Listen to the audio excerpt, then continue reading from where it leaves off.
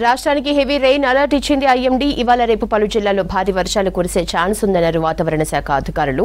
ఇవాళ 11 జిల్లాలకు yellow alert జారీ చేశారు. ఈ నెల 5 లోపు కోస్తా ఆంధ్ర పరిసరాల్లోని ఉపరితల ఆవర్తనం అల్పపీడనంగా మారే అవకాశం ఉందన్నారు. తెలుగు రాష్ట్రాలపై అల్పపీడనం ప్రభావం ఉండకపోవచ్చని తెలిపారు. దాదాపుగా సెప్టెంబర్ మొదటి వారం వరకు చెప్పుకున్నట్లుగానే రుతుపవనాలు చాలా చురుగ్గా కదులుతూ ఉన్నాయి.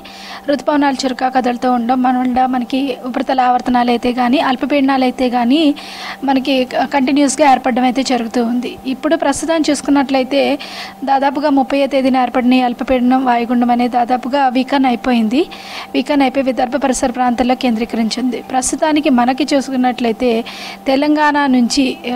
తెలంగాణ మీదుగా రామగుండం మీదుగా కళింగపట్నం వరకు కూడా మాన్సూన్ ట్రఫ్ అనేది కొనసాగుతూ ఉంది. దీంతో పాటుగా కోస్తా ఆంధ్ర మీదుగా ఒక ఉపరితల ఆవర్తనం కూడా కొనసాగుతూ ఉంది. దీని యొక్క ప్రభావం వల్ల ఈరోజు అక్కడక్కడ మోస్తరు వర్షపాతం నమోదయ్యే అవకాశం ఉంది. అదే 1-2 చోట్ల మనకి భారీ వర్షపాత సూచనలు కూడా కనిపిస్తున్నాయి. ముఖ్యంగా ఆసిఫాబాద్ అనేది దీనిలో మనం చూడొచ్చు. ఆసిఫాబాద్ కానీ అలాగే సూర్యాపేట, కొద్దిగా మహబూబాబాద్, ఖమ్మం ఇవి ఆల్రెడీ మనకి ముంపుకు గురవడం వల్ల కొద్దిగా వర్షపాతం నమోదైనా సరే కొద్దిగా ఎక్కువ ఎఫెక్ట్ ఉంటుంది. కాబట్టి ఆ జిల్లాలన్నింటికి ఎల్లో అలర్ట్ అది కంటిన్యూ చేయడం జరుగుతుంది.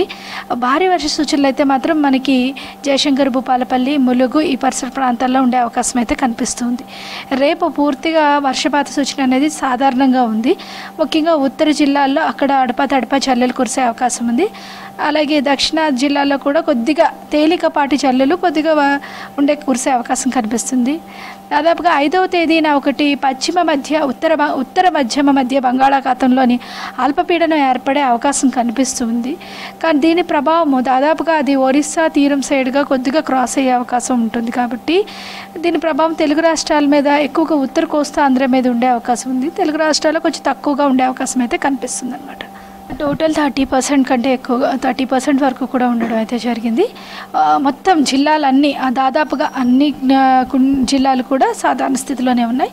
ఒక్క సంగారెడ్డి కొద్దిగా -5% వరకు ఉంది. బట్ నెక్స్ట్ మనకి 3వ వారం నుంచి ఏర్పడే దీంతో ఈ సెప్టెంబర్ నెల అయితే సాధారణంగా అధిక వర్షపాతం నమోదే అవకాశం అయితే ఉంది. మొదటి వారంలో అయిన తర్వాత 2వ వారం కొంచెం మనకి బ్రేక్ ఇచ్చిన 3-4 వారాల్లో మాత్రం సాధారణం కంటే అధికంగా ఉండే అవకాశం అయితే కనిపిస్తుంది.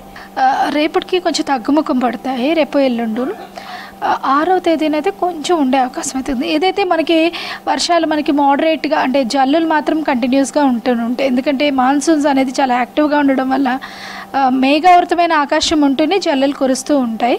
అలాగని పూర్తిగా భారీ వర్ష సూచనలు అనేవి కొంచెం తక్కువ. ఈరోజు ఒకరోజు